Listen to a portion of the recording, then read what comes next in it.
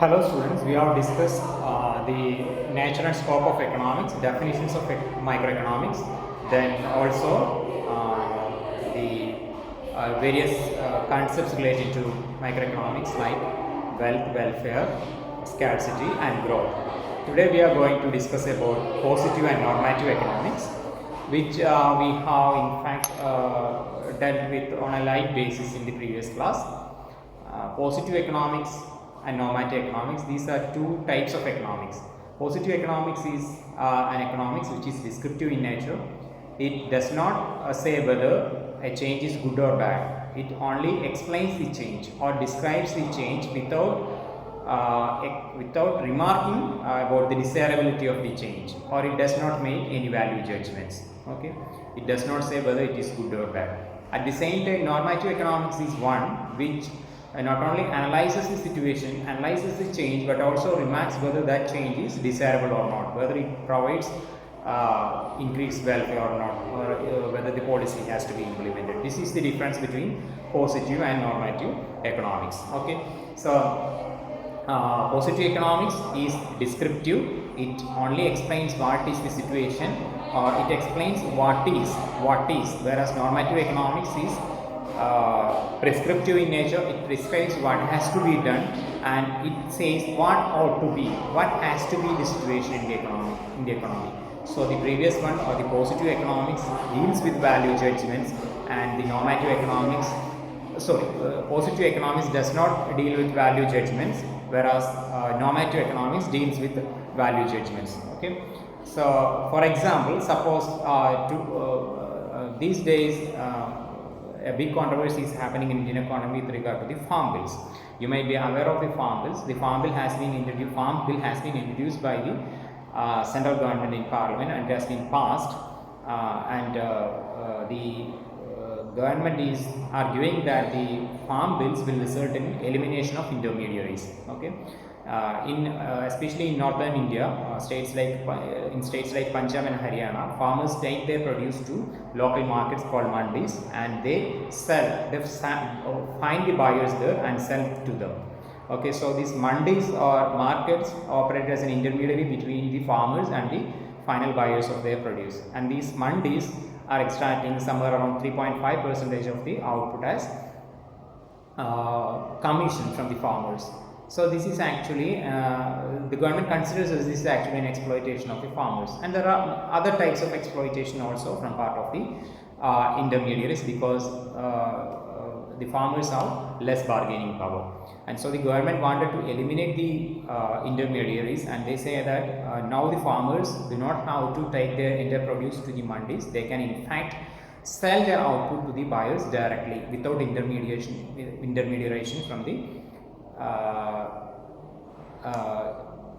middlemen. Okay, so the government says that this is a very positive change for the farmers, and it will result in elimination of intermediaries and the straightforward gain of 3.5% commission which the farmers used to pay to the middlemen. Okay, so how does a positive economics view this situation? The positive economics says that the farm bills will eliminate intermediaries, mandis.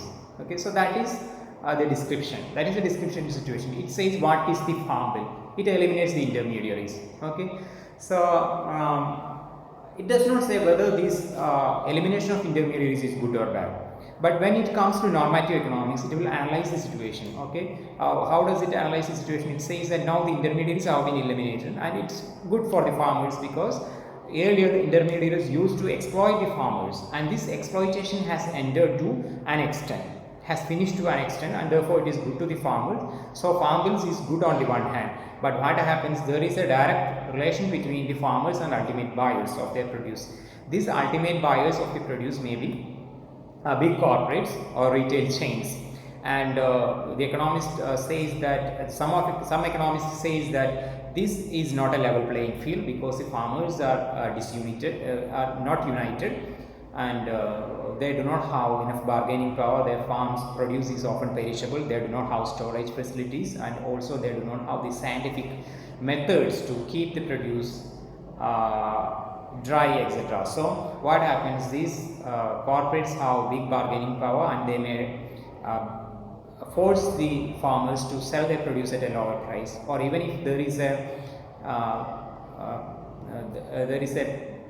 tug of war between the farmers and corporates, which leads to court cases and other legal provisions, then the farmers again will be at the receiving end, because the farmers may not have the know-how or the financial ability to fight a war in the courtrooms. Okay, so again the corporates may benefit, and also some economists says that this will result in genetically modified crops coming. So some economists says that this is not good. Abolition of farm bills is not good. It will not result into the gain of farmers. Abolition of intermediaries may lead to gain, but again the corporates or the big buyers may force farmers to sell the produce at lower prices. So it is not good for the farmers. So this is a normative economics, because it not only describes the situation but also prescribes that farm bills needs to be abolished, or there is no need of a farm bill. In fact, the mandis is the proper place or proper method to sell the output. And some economists also argue that this is not going to happen. This is a too far-fetched idea that some economists are bringing, and in fact the abolition of intermediaries is actually going to lead to a gain to the farmers, and therefore farm bills is very good and it should be introduced. This is also normative economics. So here normative economics has two aspects. One says that the farm bill needs to be abolished because it is not good for the farmers. Another group of economists says that farm bill is good for the farmers and therefore it needs to be legalized or legislated. Okay, so this is normative economics. Hope you understood the difference between positive and normative economics. And here comes the importance of value judgments also. Value judgments means that we are seeing what is good and what is not good. Okay, actually it is very difficult to say in social sciences what is good and what is not good, because what is good for some people may not be good for other people. Okay, if the farmers are getting a higher price for their produce, it means that the consumers will have to pay a higher price to buy those commodities. So when prices of agricultural commodities are increasing, the farmers are gaining, and when prices of agricultural commodities are increasing, the prices of final commodities will also increase, which is not good for the consumers. So we have a problem here. On the one part farmers are gaining, on another part consumers are losing. So whose gain is better, whose loss is better, whose loss is milder, we have to analyze. So this is a value judgment. Whose gain is better, whether we should stand with the farmers or whether we should stand with the consumers. Okay, if we are standing with the farmers, then we are hurting the consumers. If we are standing with the consumers, we are hurting the farmers. Okay, so whether the price of agricultural commodities should be increased or not, whether the agricultural commodities should be given a support price, and this forms part of value judgment. So value judgments often analyzes the desirability of a particular situation, desirability. Okay, whether the change is desirable or not. That is the content of value judgments. So these value judgments are part of the normative economics. Value judgments are part of normative economics. Value judgments do not interfere with positive economics, because positive economics only says what is the situation. Okay, it does not say what has to be the situation or what ought to be the situation. Okay, this is the difference between positive and normative economics, and also value judgments. Okay, value judgment, I hope you're clear with the idea of value judgments. It says whether a change is good or not, and also it compares different people or different group of people. Okay, always in social sciences, why it is difficult, why changes are very difficult in social sciences unlike in physical sciences. In physical sciences, the impact of an action is quite clear, whereas in social sciences it is not clear, as already we remarked about the case of farmers. Similarly, there are many other such instances we can point where the final impact of a change in social science is quite unclear. And can often be very controversial, because there will be pressure groups who may try to achieve their own objectives. Farmers may be a pressure groups, corporates may be another pressure groups, the middlemen may be a different pressure groups, consumers can sometimes be pressure groups too. Consumers are normally the least organized of the four parties, and therefore they are least likely to be pressure groups, but they can be pressure groups in a democracy. So farmers can also be pressure groups. And so what we are doing, we are comparing between among these groups, and it hurts these people, it benefits these people, it hurts these people but not much, it benefits these people but not much. So it is we are choosing among groups of people, and this choosing involves certain values. Okay, we are attaching certain values. If we are giving more values to the farmers, then we'll heed to their demands. If we are giving more value to the consumers, then we will be heeding to their demands. If we are giving more value to middlemen, or if we are giving more value to corporates, then we will be heeding to their demands. Okay, so it is part of value judgments. It is part of value judgments. Okay, the next topic that we have to discuss is the scarcity and choice. Okay, in dealing with the economic definitions, we said that Lyon and Robbins define economics as a social science which studies human behavior as a relationship between ends and scarce means, which are alternative uses. So here there is a problem between scarcity and choice. Okay, if we had plenty of everything, you have something like allowed in Islam. Okay, if you are something like that, then there will not have been any importance to economics at all, because whatever you wanted, you could get. If you wanted a car, you would get it now. If you wanted an aeroplane, if you wanted a trip to Goa or some other tourist destinations, you will get it immediately. Okay, if you wanted to purchase something, you will get it immediately. So there is no problem. There is no problem of resource scarcity. But in the actual world, it does not work like that, because resources are scarce. When you are drilling petroleum, when you are drilling crude oil, it will one day it will dry out. It will dry out, and you will no longer have crude oil supply after some period of time. When you are cultivating land, there is not unlimited extent of land anywhere in the world. Okay, there is a limit to the land which you can cultivate. Okay, when you are making cars, you do not have unlimited amount of resources to make cars. There is a limitation, and also the limitation is more important when these same resources can be put to different uses also. That is alternate uses. Same land that you can cultivate, also you can make plants.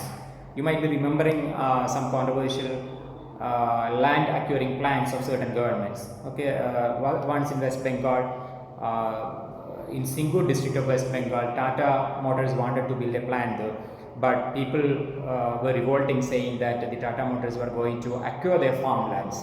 So it is a question of using the same resources for two purposes. The same land at Singur can be used to cultivate farm produce, and also it can also be used to set up a plant that produces automobiles.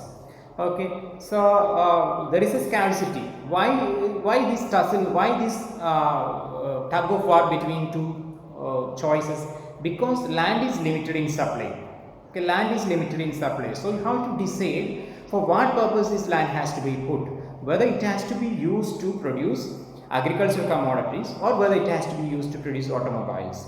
Okay, so scarcity also gives rise to the problem of choice.